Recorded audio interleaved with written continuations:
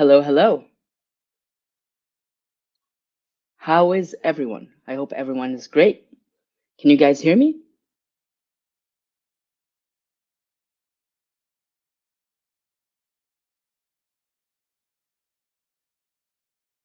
Just gonna wait maybe a couple of minutes.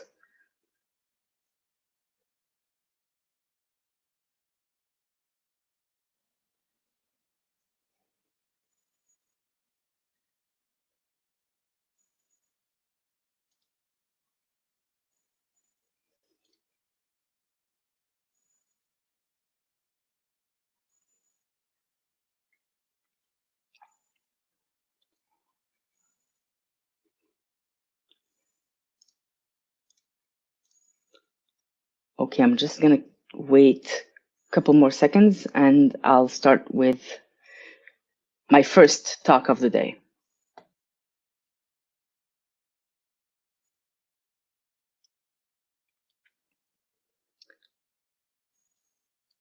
Okay, then welcome everyone to my first talk, which is called You Can Do It, A Woman's Guide to the Startup World.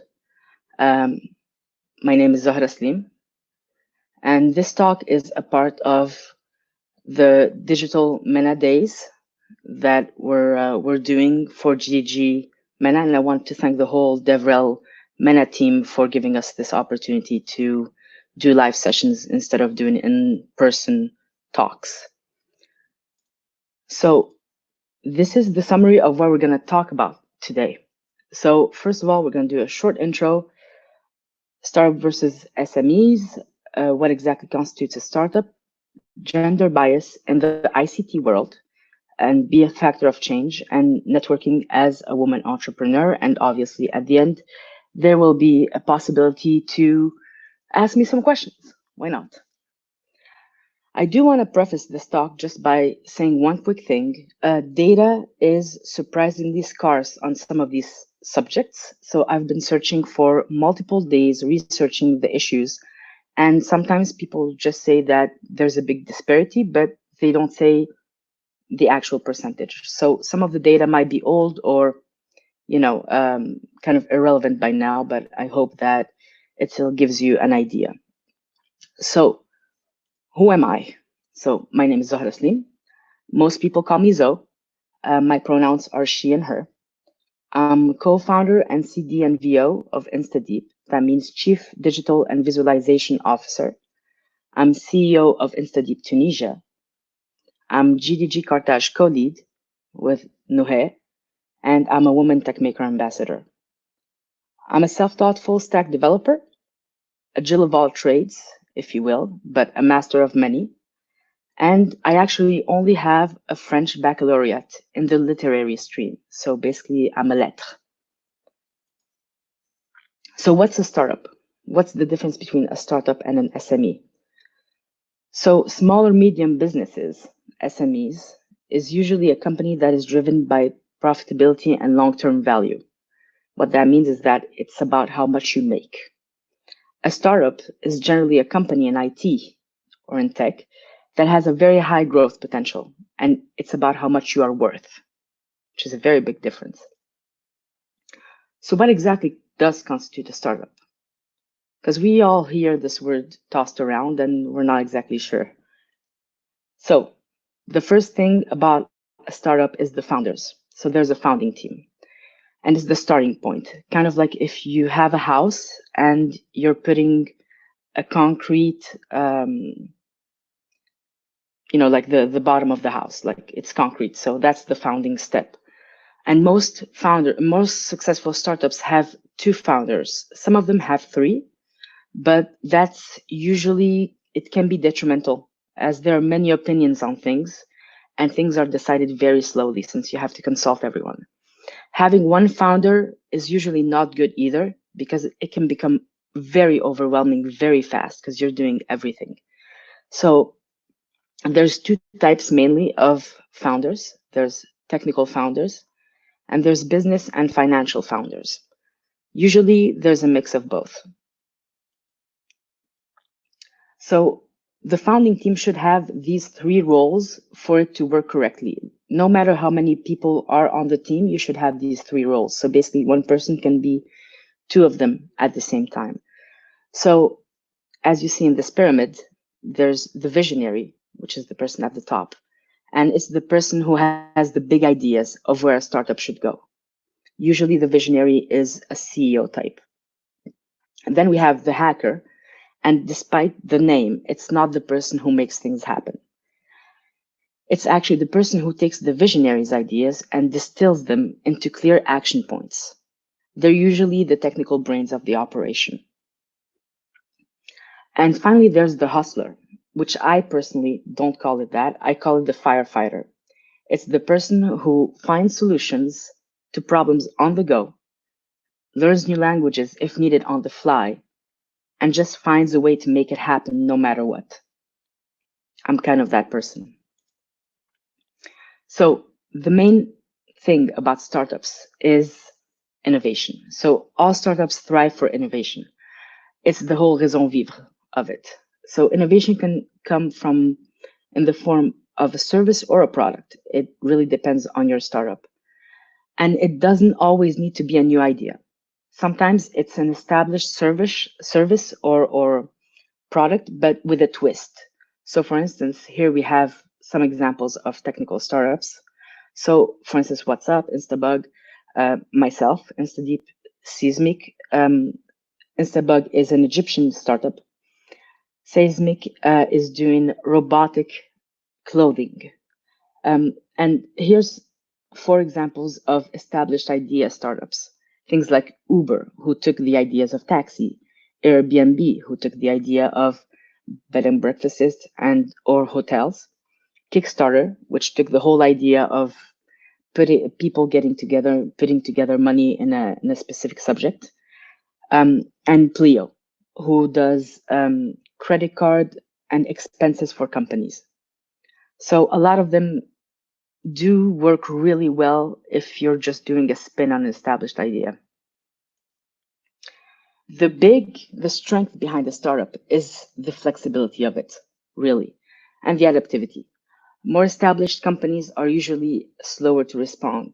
So that we can see that in the response to what's happening right now with the COVID crisis.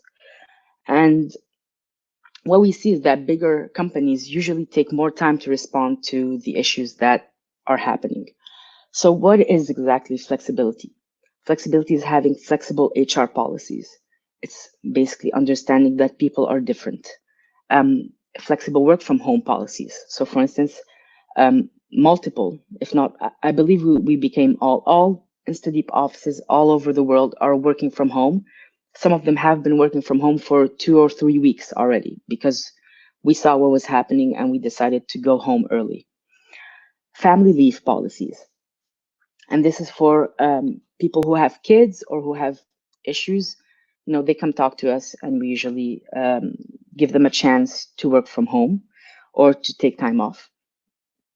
And flexible dress policies, which is something that's not mentioned enough, but that is really a factor nowadays. Adaptivity, however, is in the way the business works. So, for instance, we have adaptive business models. So, one company can start off doing services and then find a product that they can do and just kind of turn their business model on its head. They can also adapt to multiple regions' policies. So, for instance, they can take into consideration that a product or a service may not work the same in a different region. Startups are very dynamic in their approach. What that means is that, you know, we look at how things are progressing and we kind of, and we can change the way we're working to better suit a region or a time space or whatever it may be. And we can adapt quickly to face new challenges. So the main thing with a startup also is the hierarchy. So most startups do have a flat hierarchy. And what that is the image on the right. So there's one manager manages everyone at the same level. Um, the person who cleans is at the same level as a developer, for instance. And as it grows, things that can work up until a certain specific time. If you go over 15 or 20 people, it becomes very hard to manage them all with just one person seeing everything. So as it grows, it does take a more structured approach. They call it a deep hierarchy, and it will always keep some flexibility. So in the example on the left, you see that there's a top manager with 3 managers, intermediary, and then other employees underneath them.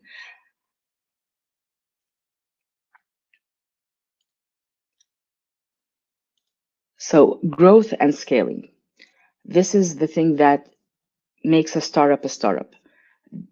Startups have a huge growth and scale up potential. And that's why they're so different from SMEs, who basically just work on how much they're making right now. The startup's value comes from how much they're worth.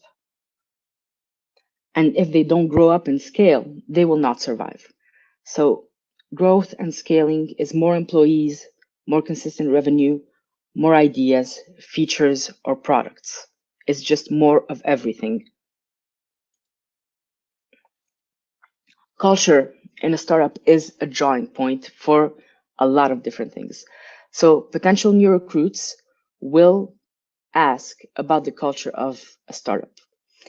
Also, current employees can remain engaged in a startup that has a very strong culture. So things that make a culture is, for instance, a relaxed dress code, game hour, happy hour, on-site food, laid-back attitude. And it's also not just about that. It's not just about what we put in the office. It's about how you talk to your staff. Beyond all, it's how you care about them as humans. And that's really what makes the culture of a startup. It's not just having a ping pong table and then talking to people in a very mean and demeaning way. So culture is about people, first of all. Now we have the big financial part, which is funding. So since startups need to grow and scale to be able to keep working on their products or services, they go through rounds of funding. What that means is that investors buy shares of the company and give you money so that you can continue. This is the cycle that most startups take while they're growing. So they start with seed money or angel investors, which is usually a small amount just to get to a sort of minimal viable product, maybe. Then there's the accelerators and the incubators. Those are when you have a product or an MVP and you want to start scaling up. Then obviously you have Series A, which is what we have finished in May of last year successfully. And Series A is really the grow up kind of phase of funding where you have a product or a service and you have a clear business model of how you're going to grow, and the investors can see that and they can put in big tickets. Series B is when you start really having recurrent revenues. Series C is when you're starting to boom, and then usually what happens with a startup is that we go to IPO. So basically we are selling shares on the stock market. So that's what really constitutes a startup. And now we're going to talk about gender bias in the business world. Again, data on this is kind of scarce at times. So if I say a number that doesn't make sense, please forgive me. So women studying in the STEM field right now, US and Canada is about 18 to 30%. Western Europe is also the same. Latin America is about 36%. Asia and Pacific, about 35%. And MENA has a very surprising number, which is between 34 and 57%. So we have a lot of women studying in the field of science, technology, mathematics, and engineering. And the thing that kind of makes you wonder is when we get to this slide, which is the workforce. So female participation in the workforce in 2019 in MENA is 20%, 20.2%. If you look at sub-Saharan Africa, it's actually 61.3%, which is 3 times as much. And this is all data from the World Bank and International Labour Organization. The female population rate in the two sections is not that different because in MENA we have 48.2% of the population that is female, and in sub-Saharan Africa we have over 50, but it's not a number that's too far apart. So as you can see, those numbers are really weird. Now in the startup world, women are very often underrepresented. I'm taking these numbers are for just women. We're not going into people of color, different ethnicities, etc. So women CEOs are just 5% of the Fortune 500 companies. 5%. 58% of startups don't have women in the C-suite positions at all. In the workforce, and this is a number that I have looked for 3 days or 4 days, and I have not found. But less than 24% of women work in ICT in MENA, which is very strange since we saw that up to 57% of women were studying in science, technology, engineering, or math. I think that number goes more closely to 16 or 18%. But again, I don't have the number. I looked everywhere. So now, how can you be a factor of change in your community? First step, very easy. Launch your own startup. And people always ask me why, and I always say why not. But seriously, why not? So first step, it's not for everyone, like anything else in the world. It's super, super hard work with no guarantees, sometimes, especially in the beginning, insane hours. And you need to find the right idea and partners. And you need to be in it to win it. You have to be all in. You can't go towards creating a startup with just half your time or half your energy. On the flip side, if it works, it is super fulfilling. Like the feeling of seeing that your startup is growing is kind of like a mother with a child. You're financially independent. And this is something I really want to stress because that's one of the reasons that there can be more violence towards women, etc. If you're financially independent and you're in a bad situation, you can get out. You have the means to. You can inspire, empower, employ, and mentor other women. And you can really make a difference in their lives. Second, you have to send an elevator back. Hashtag together we rise. Whether you're a founder or not, you can send the elevator back. So you can build a safe space for women. You can set HR policies to protect against harassment or bullying, set specific HR policies for new moms.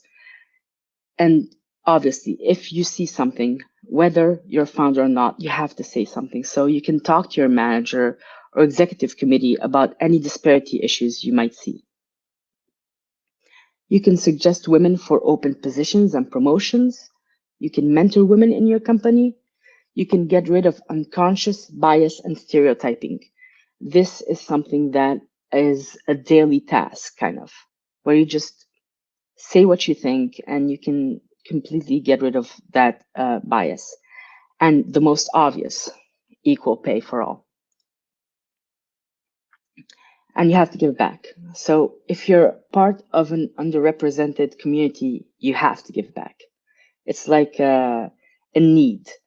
So you can teach and empower the community. So share the knowledge because knowledge is power. You can mentor startups and people. because startups are actually individual people. So you can actually mentor specific people in each startup that you think will benefit from your mentoring. You can call out bad behaviors and educate people, which is something that should be done every time you see someone behaving in a way that is not right. And you can inspire by being visible. So be socially active, be online, speak your mind. And the third one is be brave but not perfect. So there's a big thing that I see a lot when I do these women in tech talks is people saying that they can't. And the word I can't, the phrase I can't, is really something that I do not like because for me, it's what it means is I cannot. I lack the capacity to do it. It has an implication of incompetence.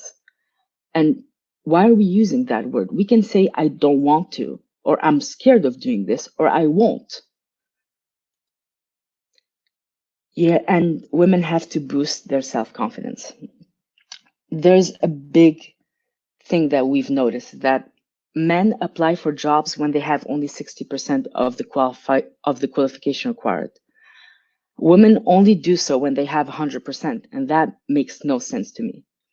And I've been researching this subject for a while, and I found this great talk, which I have in my slides.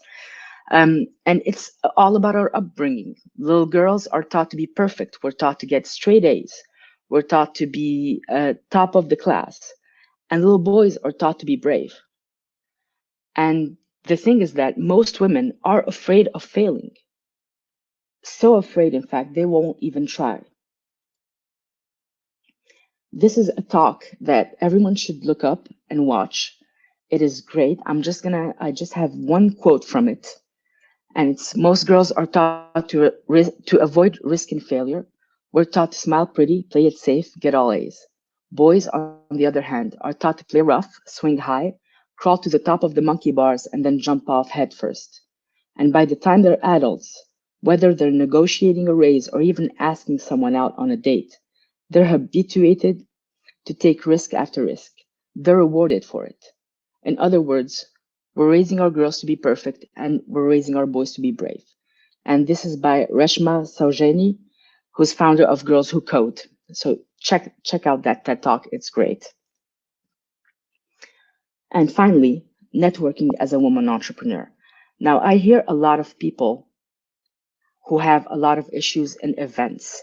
But the thing is, if you don't feel comfortable in a specific event that is more tailored to men than to women, what I do is basically I just don't care. So I will show up there, even if I'm the only woman in C-suite in a whole room of men, I'm fine with it. I'm confident enough, alhamdulillah, to go through the day. But there are networks that are specifically made to help women open their businesses. And there's communities who help with specific aspects of business owning and operating. You can join mentorship programs for women. And even if you don't get into a whole mentorship kind of thing, what you can do is just, if you don't know something, ask. Most people, we're very busy. But if you send me a specific question, I'll try to get back to you. I put there's this organization that's called Lionesses of Africa. I went to one of their meetings last year, right before International Women's Day, and it was really great. It's all about women in various fields, just doing their businesses, just raising money themselves, finding where to sell their merchandise, etc. So organizations like that really help out. So again, be imperfect and be brave. You can do it. So I'm just going to open it up to a Q&A. If you guys have any questions, I hope you like this first talk of the day by me.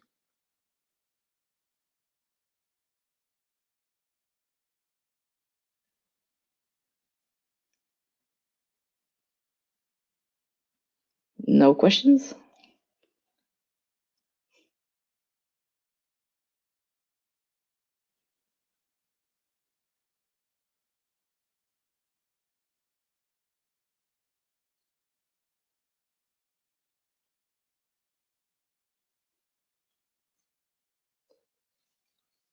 Okay, then. The next session is Women as a Software Engineer by Yusra, who's also in GDG Carthage. And yeah, if you have any questions, please reach out. My Twitter handle is at Zazu, kind of like the one in Lion King.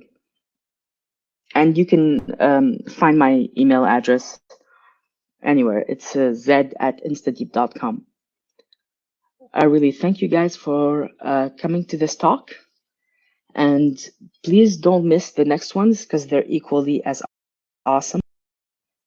And again, if there are any questions, just ping me. I'm just going to stay online for a couple more minutes. Okay.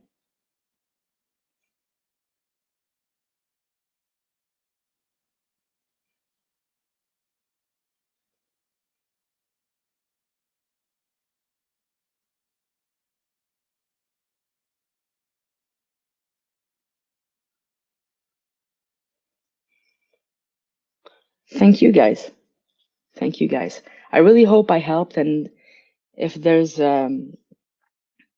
comments, questions, remarks, whatever, just tweet at me or send me an email and let me know.